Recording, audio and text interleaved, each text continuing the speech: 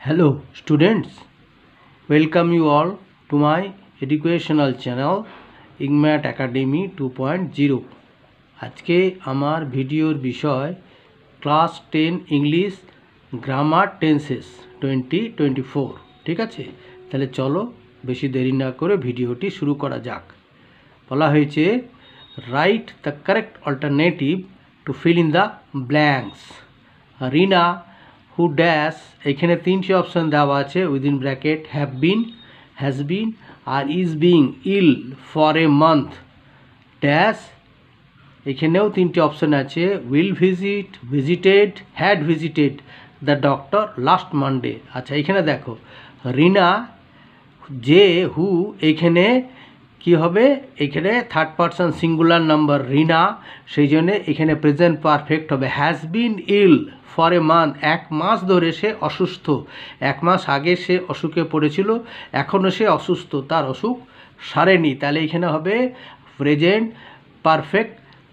Perfect tense আর কি, present perfect tense. তাহলে কী হলো, হ্যাজ বিন, এইখানে উত্তর হবে has bin.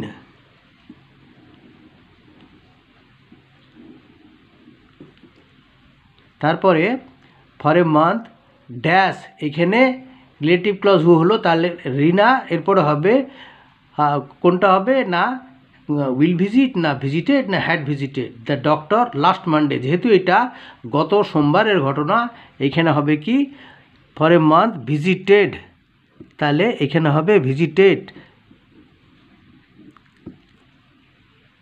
The doctor dash her complete rest. এখানেও তিনটি অপশান আছে, তাহলে হবে কি দ্য ডক্টর অ্যাডভাইজড।